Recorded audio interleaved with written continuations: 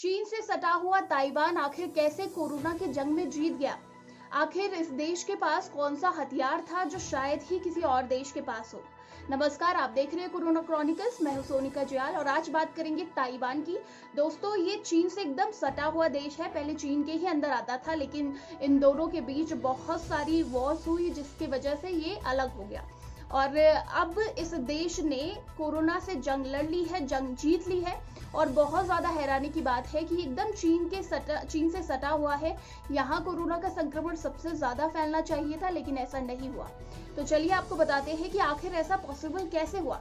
दरअसल जब ताइवान में इस बात की खबर आई थी कि कोरोना वायरस है, और उस वक्त ये नहीं पता चला था कि ये इंसानों से इंसानों में फैल रहा है, उसी वक्त ताइवान ने बहुत ज्यादा समझदारी दिखाई और एक्शन लेने शुरू कर दिए। हम लोगों ने बहुत बाद में लिए।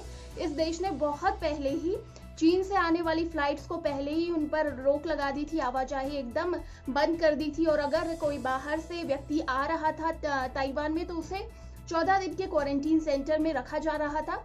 और इस बात का बहुत ख्याल रखा जा रहा था कि लोग सोशल डिस्टेंसिंग का पालन करें। और वहाँ की जो जनता थी उसने भी ये सब कायदे कानून फॉलो किए, वहाँ एहतियात बरती, और ये देश बहुत जल्द ही इस वायरस के संकट से उभर गया। इसके अलावा इस देश के पास एक और हथियार है जो शायद ही किसी और देश के पास होगा। इस देश के उपराष्ट्रपति, जो उपराष्ट्रपति तो है ही, लेकिन साथ में एक महामारी विशेषज्ञ भी है।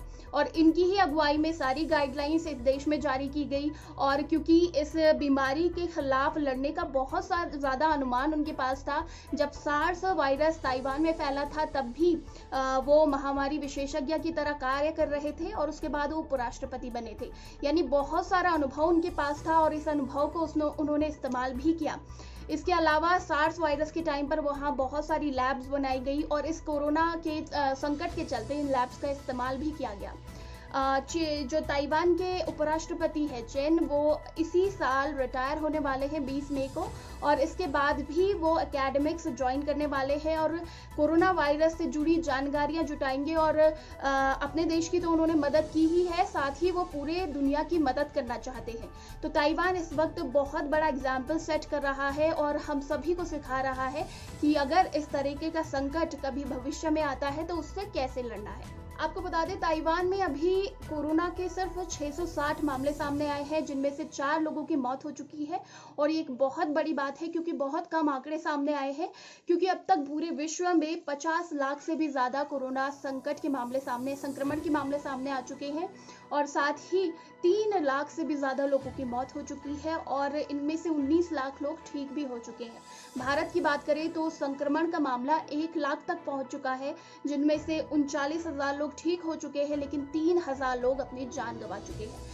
और ये बहुत बड़ा संकट है। इस संकट से न जाने कब उभर पाएगा पूरा देश और पूरी दुनिया।